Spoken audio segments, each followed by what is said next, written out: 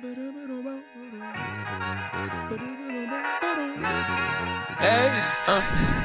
to whoever may need this nugget of encouragement, things will be alright, so quit your worry.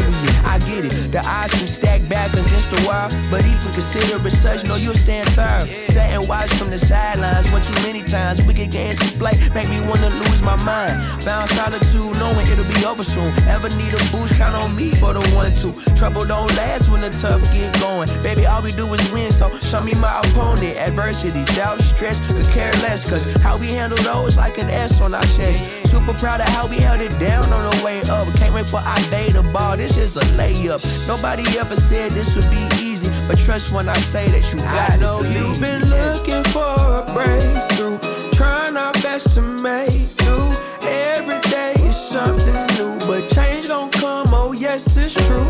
Brighter days are straight ahead. Follow me, won't be misled. Just look up, don't hang your head, and we'll get to the promised land. Somebody loves you, please don't forget such. Take your time, no need to feel rushed. We gon' shine somehow one day. Word to O'Shea, today's been a good day. Don't let one bad apple spoil the tree. The fruits of our labor seem ripe, can't you see? A little insight so they'll never dim your light. Been wrong for too long, this here feels so right. Leave your fears in the rear view, right now on the mission. Trying to stay the course on this road to redemption. Giving up seems tempting, but no need, cause I got you and you got me. A little UNITY will get us by. Through the storm and the rain, I'll be by your side. Look alive, the best has yet to come. Just some words of wisdom, plenty more. I know you've been looking for a breakthrough, trying our best to make do. Every day is something new, but change gon' come, oh yes it's true.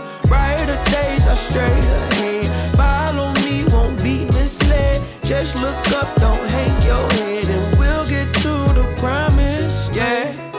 And it may seem like things ain't working out, but I know we gon' find a way without a doubt. Just hold on a little longer, you gon' see this through.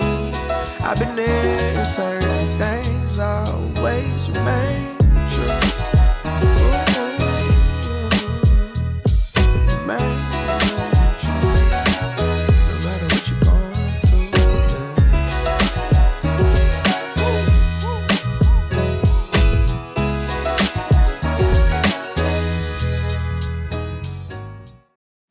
Good morning. What a wonderful highlight to yesterday's events. We're so happy to have you back. It is Sunday, July 7th. My name is Lexis Hartman, and I'm here with the wonderful and brilliant Dr. Karen Hehenberger. Thank you for joining us today. I'm so excited. I'm trying not to be too fangirly about you because you're just such an inspiration to me as a woman in this field. So I'm going to try to hold it together, folks, and be very chill as I do this interview with you. Good morning. How are you? Good morning. Thank you so much. I'm really excited to be here. Good. All right, so we're going to jump right in. I did some extensive research on you to really try to encapsulate everything you've done in your very short life because you have accomplished so much. So pardon me while I go through all of this. But you are a physician, an investor, a business executive many times over, a diabetes expert, a former international tennis player, which I'd love to talk about at some point, a former fellow at Harvard Medical School. You have both your PhD and your MD in molecular medicine. And to top it all off, you're a part of this community as a transplant recipient. That was a lot of exciting things to hear. But first and foremost, I'd love to hear how you got here, not just to the games, but in this world of transplantation. Was it just becoming a recipient? Was it prior to that? Yeah. Where did your journey begin? Yeah, so it's a good question, of course. I mean, being a transplant recipient, first of all, again, Alexis, I am so happy to be here. Oh, good. Makes my heart happy. And to be invited to these games for the first, I mean, I'm not invited for the first time, but it's the first time I'm here. Yeah. And it's a fantastic opportunity, and it's just an experience on every level. So thank you again. Good, of course. And to the whole team. The reason I'm here, I mean, primarily I have to say it is because I am a transplant recipient. I got my most recent kidney a year ago, a year and a few months now. It was April of 2023. I got my second kidney. I had my first kidney in 2009 and my pancreas in 2010. Okay. So, before that, transplantation to me was a real combination of surgery and science. Mm-hmm. And magic and altruism and miracle.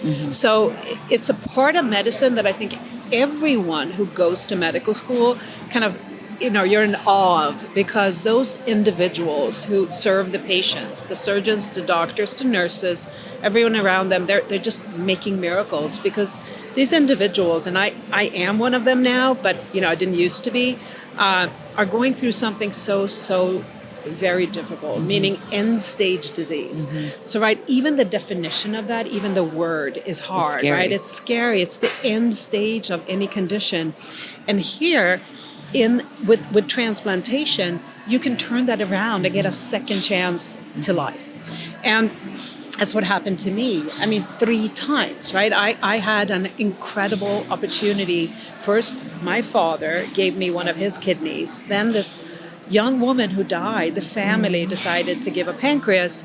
And then the third time, my sister gave one of her kidneys. And so I've been really privileged to experience this firsthand.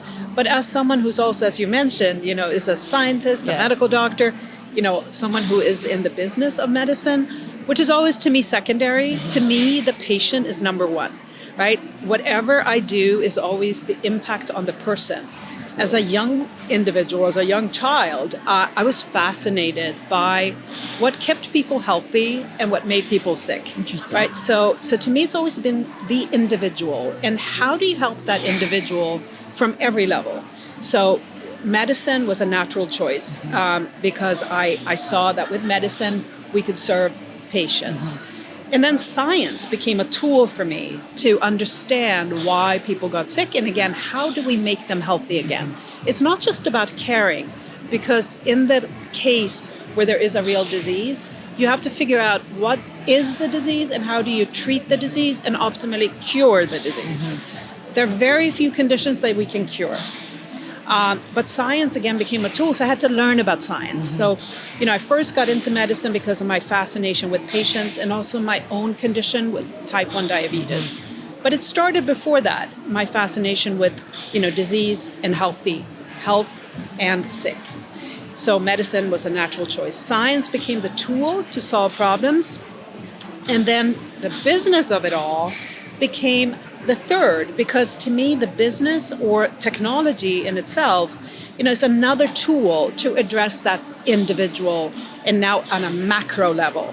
Because dealing with one patient at a time when you're also a patient was frankly too hard for me. So when I was a young doctor, coming out of medical school, doing my internship, every person I treated, I kind of felt as that patient almost.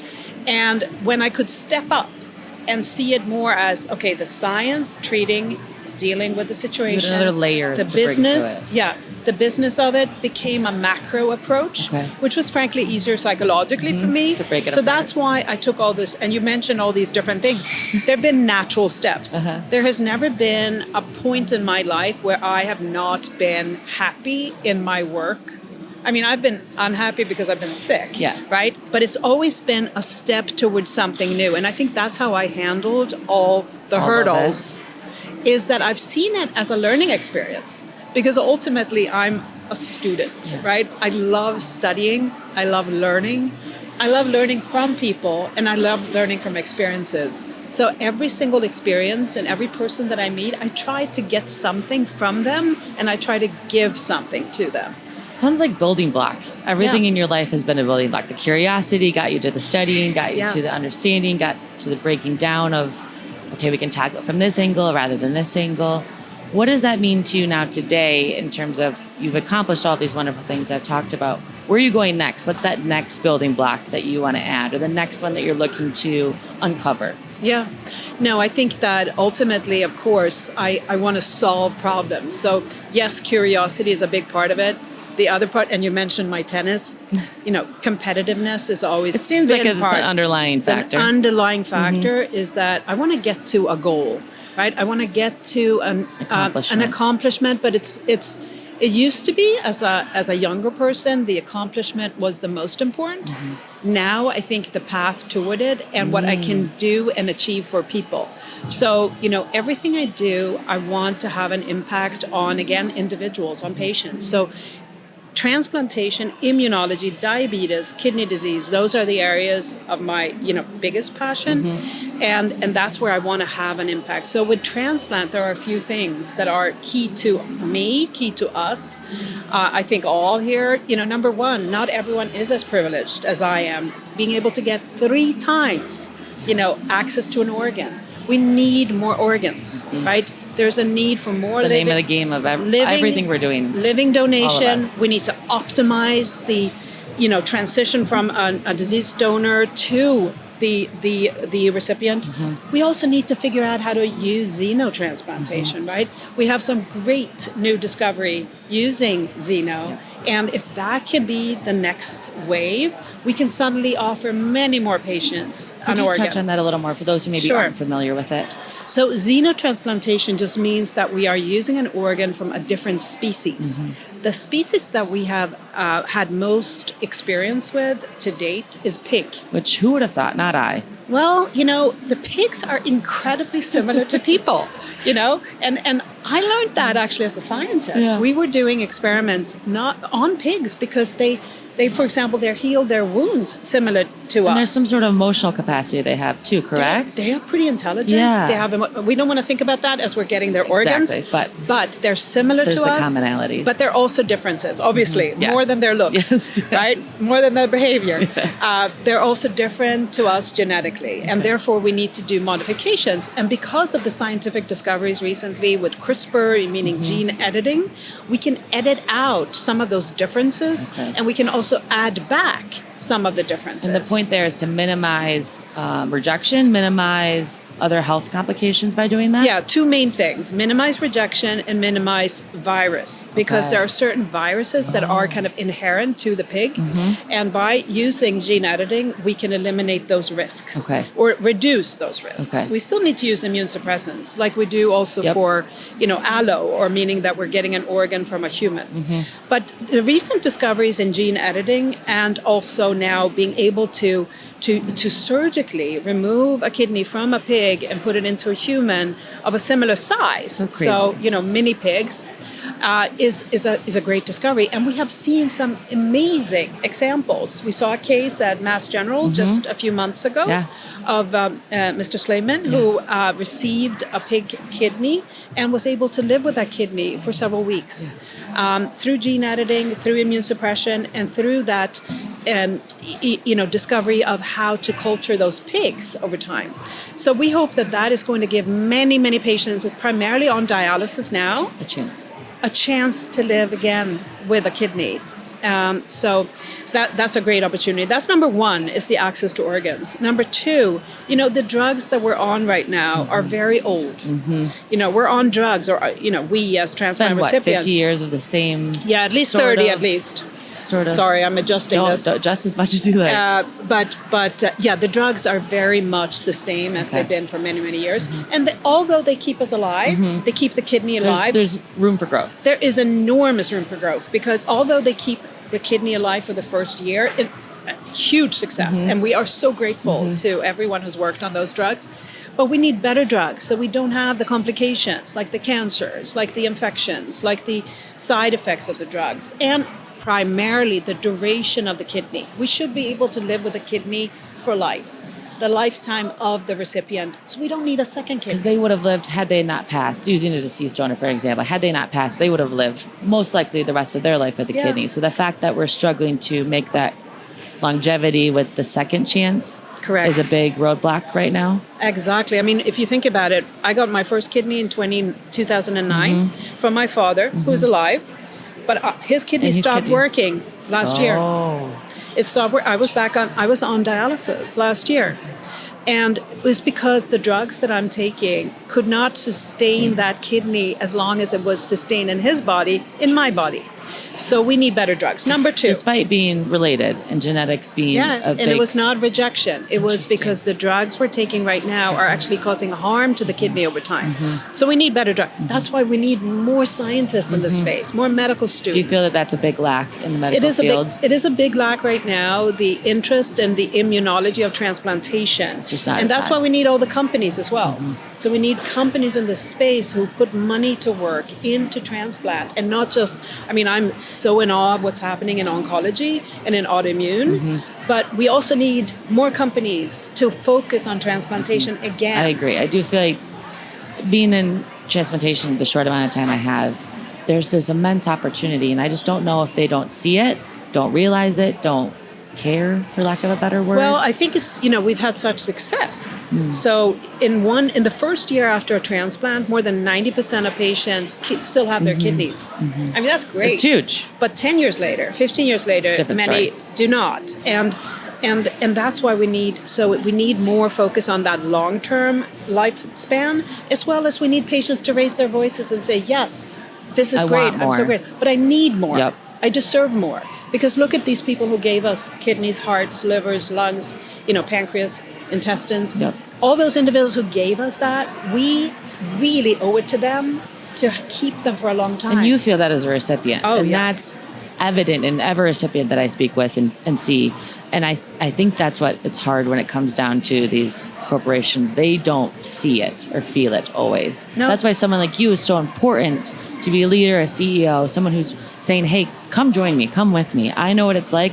Just listen. Yeah. And let me help you understand where you don't see the pros and cons or the pros of this. And to your question a few minutes ago, one of my goals is really to get to those companies, right? And to speak, from my heart and say, we deserve more. I'm just one. That's a perfect way of putting it. As a human, I deserve to have a life just as much as you do.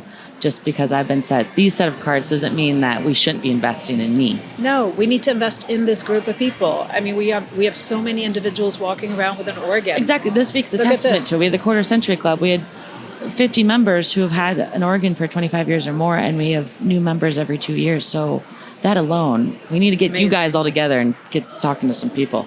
That's amazing. Yeah. The third point, though. Yes. So I've talked about two things. Number one was the access to organs. Number two, the drugs. And number three, I think it's really, really important that we help patients over time, right? To help them take care of their organs. And that's not just the drug development, but it's also the access to doctors. Everyone should have access to doctors and nurses in the transplant space. No matter where you are. Right. I do feel like that is a big complication or roadblock, between rural and urban. Yes. There's many more urban transplant centers, more urban OPOs, and it's the rural areas that are more affected. Yeah. And if you could speak to this, I'm more curious about, before you even become a transplant patient, the precautions that you're taking, the work that you're doing on your body so that you don't become diabetic, you don't have PKC. What do you see in that field? What are we missing there? Is it education? Is it advocacy? Is it all of it? I think it's the ultimate question, right? Especially for this country, in any Western country, is that we have a lot of awareness for what we should do and what we shouldn't do. We have a lot of education, but we have food deserts, right? We have places in this country where people cannot get access to good food. We have places in this country where we don't have access to health care, right? So not everyone is situated with an equal opportunity. Yep. And it starts with the children, right? We really need to start young. We need to start with the mothers and the children, because mothers are motivated to take care of their children. They'll give anything for their kids. Anything for their kids. I mean, I have a 6-year-old daughter. I would do anything for her not to be going through what I have gone through. So you want a better life for your child. I mean, I want early detection. I want to know if she's genetically set up to get type 1 diabetes like me. So I'm doing the tests for her. So I'm making sure if she does, then I'm going to take precautions. But even before that, I'm educating her to do exercise, eat the right things. It's not always easy. Nope. Chicken nuggets and fries. Not with a 6-year-old who has different feelings. Pancakes. That's what they want. But you gotta put in something. You gotta start somewhere. I do feel like that as a country, we are behind. The way our food is made, our education system. I feel like we've got so many gaps, and we're just treating the problem rather and putting a Band-Aid on it. To your point, giving these organs out that aren't, fully going to be extensive for your whole life. No, which is they're two different issues, but they both speak to each other. We as a country, and I'm talking about the United States of America, we're very, very good at treating a disease. We are a disease care country. We're not a healthcare. And you don't see that country. elsewhere, correct? Well, yes, we're seeing it more and more. I mean, Europe is also getting there, but there's more preventative care in other countries, and I think we need to just have a different mindset, because the medical doctors, we're raised and we're educated to treat a problem. We're not preventing a problem, right? And that needs to be primary. We need to educate. We need to kind of give access to those kind of preventative efforts, and I think we need to motivate people. Like, there needs to be a motivational, because human beings are complex. If you choose a Snickers bar versus something that's going to be good for you in 5 years, you're going to choose that Snickers bar. Exactly. It's a satisfaction now. Feels good right now. But we have to kind of get into the mindset that if you do that, you're not going to feel as good in the future. You may not look as good in the future. There have been several campaigns and what drives people behavior. And I think it's different in different people. Some people are going to be driven by competition, right? So they're going to compete. Some people are driven by the fact that they can be around for the graduation of their grandchildren, or the marriages of their grandchildren, or even their children, right? And if you know that in your family you have a lot of diseases that will prevent that from happening, you got to be proactive. But you need help. No one can do it alone. You don't know where to go. And to me, that's the main mission here as well. We can't do it alone. We need to lean on others. Transplant Life as Transplant Life Foundation and Transplant Life as our digital community, I think that's very similar. We want to help other people, lean on them, because you can also lean on others, right? So, and I do feel that that's something that transplant patients do very well, because we've been given this opportunity. We are very, very happy to also help others, because we feel grateful. And I think we need to kind of leverage that. But when you go back to the preventative stage, again, lean on others. Get your buddy to go out walking with you. Cook with a friend. Find a grocery store that where you can actually get some healthy food. It's easier said than done, though. It is, and that's what I always wonder, is why do we continue to do what we know is bad for ourselves rather than take that extra step, extra 10 minutes? And it just seems to be human behavior is so hard to rewire, so to speak. It is. And it's more generational in change than in family unit change. Yeah. But I think it's cultural. We need to kind of, you can't say the same thing to one culture as you do to another. True. I mean, you can't tell a Swedish person to stop with the meatballs and the potatoes, or you can't tell, someone who's more from Mexico not to eat rice. Right? It's really hard to you have to be very cognizant of that and accommodate. And as a physician, I think also a provider, you have to be understanding. And it's easier if you are, a Swedish person and you're treated by a Swedish person. If you are African American, you have an African American idol or a provider. There is a connection, female to female, male to male. Not saying that it all has to be like that. No, but you make a good point that there's certain people you gravitate towards more than others. Yes. And there's trust, especially in the United States. There's been trust broken across many communities. Government on down. And there's reasons why certain communities do not trust certain messages, and understandably so.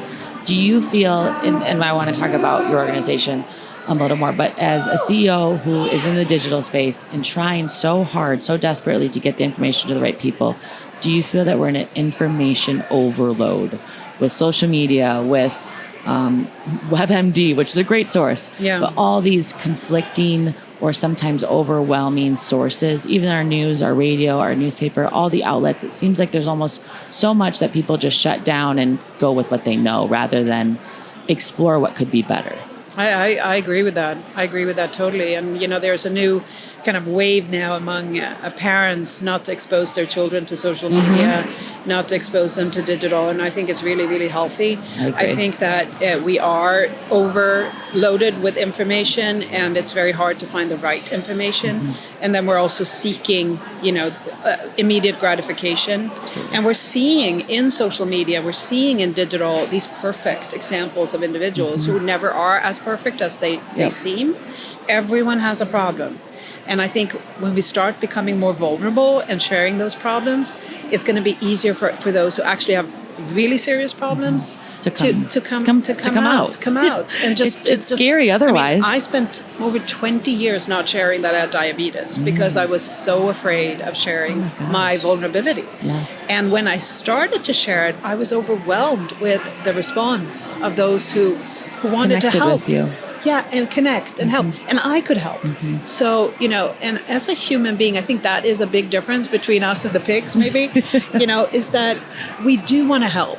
We do want to take care. I mean, animals do that too, but I mean, the biggest difference in the human behavior, and I want to kind of draw upon that, is that we have empathy. We have, all this. So I think that digital is important. We need to leverage it because we got technology. Again, going back to my initial state. Yes. I think digital is, again, like science, like business, a tool to impact people. Absolutely. But we need to use it the right way. So if we can't meet a person who's in Alabama when you live in Connecticut, like I do, now with digital, I can connect. You have a meeting at 2:30 tomorrow. I meet someone now. Yep. And when I get back home, I can connect with them still. Absolutely. Through, any digital community. So I think that's how we can leverage it. And also, of course, you can't see a doctor every day. Exactly. You can't get a doctor's That has been appointment. a huge change in the last few years. That's really important. Yes. It's really important to get tools. So that's how I see it as positive. I think there are many disadvantages and scary that's things. a nice way of putting it. But education can also be scaled through digital. We can watch a seminar. We can get education that way. We can even make sure that people get access to it because they have to tick off and do little tests and all that. I do think that responsibility is important for the individual because ultimately it's up to you. As a we patient. have that free will to choose. It's what we are willing to engage with. Yeah, you got to choose. For some people, it's more difficult than others. Absolutely. And we got to just say. And I have a luncheon later today. Yes, and I'm so we're excited. Talking about health and happiness. And, the ultimate negative toward happiness is bitterness.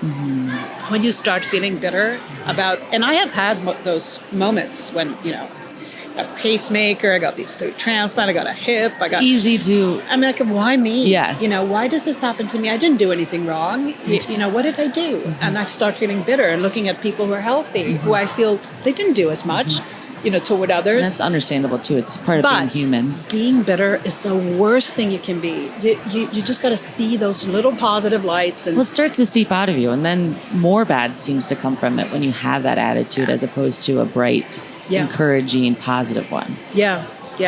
That and guilt and shame, those are bad. Yeah. Bad emotions. They sit heavy. Yeah. They sit heavy in your heart, and that seeps into everything else. And it prevents you from doing good. Absolutely. Yeah. I totally agree. Now tell me more about Transplant Life.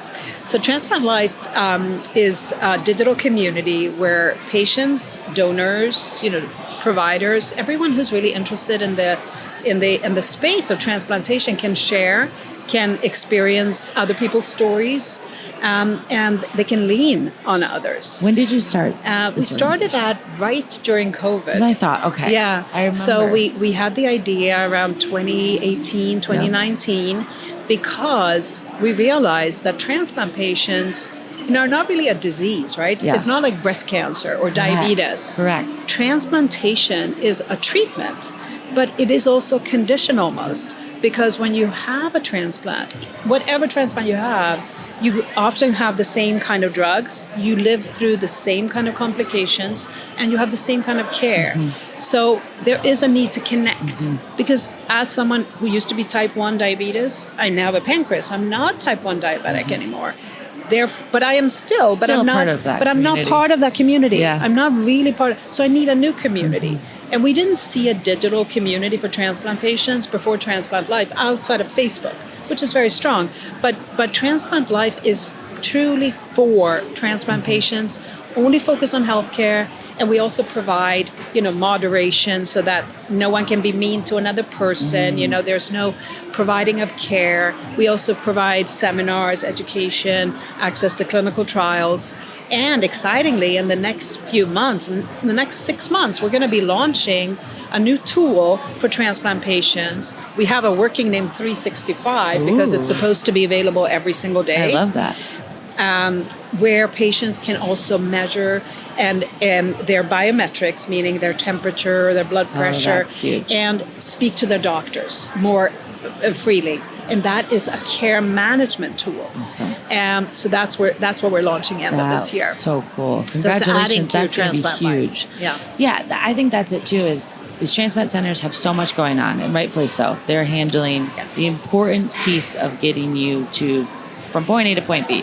The OPOs also have a role that's very important, but it seems that we have just assumed in the community that they'll be able to provide all this education, all this support, pre, post, during, all of the pieces. They have so much going on. Yeah, they need to focus. Been this need coming up in the community for other sources to actually provide that gateway to others, to the right information pieces, really like a home base for transplant patients.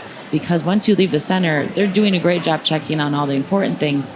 But to your point, you can't walk in the room and expect there's going to be another transplant recipient in there. Breast cancer survivors, they're everywhere. So they can walk in and have a community almost immediately. Yeah. Transplant's smaller still, and it's almost, I feel like it's in its teenage infancy and growing, where there's not always someone to lean on in any given room. But this is the opportunity to provide that, no matter if you're in Alabama or Connecticut or Michigan. Or Europe. And it's global. So yeah, absolutely. I think we're trying to help transplant centers, right? We're not in any way competing. We're a tool, and we want to take over where they leave. Because if you do 300 transplants a year, you have within 3 years 1,000 patients. So you cannot attend to every single one of them all the time. And therefore, with Transplant Life and then our next one, 365, we will be able to help patients to take care of themselves. It's empowering them to feel better. And that's the hard part. I think also outsiders don't understand how much a patient's taking in during that pre-transplant onboarding, so to speak. There's so much information being told to you. And then post, there's so much, your body's just getting to understand there's a new organ in there. And you're trying to process all the things you need to be doing. And then you also have a life. And then you have a family, you have a job. So there's so much else going on for every single patient that transplantation can't be the only thing they focus on or we focus on, but we need tools to help and to more lean integrated on. Part of your life. Yeah. And that's exactly what we're trying to do. We're just trying to empower patients, give them the help they need and deserve, and also what the donors need and deserve, because the donor would, of course, want the recipient to live better with their organs. They want that gift to be stewarded well. Yes. Absolutely. Yeah. So we're all aligned. There's so much excitement happening. I love it. All right. Well, in closing, I have a very philosophical, dramatic question to ask you. But in all that you've accomplished and all that you've given the world of transplantation and the world of medicine, how do you want to be remembered? How do you, many years from now, when it's, you've lived a long, beautiful life, what do you want people to remember you as and the mark that you left on this community? It makes me... I don't mean to make you emotional. No. I it's a very clear answer for me. I want to be remembered as a great, great mother to leave. Oh, I love that. That's perfect. That shows your humility, your care, your passion for life in general. Just being a mom, it seeps into all of that. Yeah. Well, thank you so much. I'm so excited for your luncheon. I'm so grateful for this time we got together. Thank you for educating me, educating our community, bringing a light to this world that needs so many people to uplift it. Thank you for being one of the pillars for the transplant community. I appreciate you, and I hope you have a great games. Thank you so much. Thank you. Thank you. All right, everyone, that is live from TGA. We'll see you all tomorrow. Thank you so much.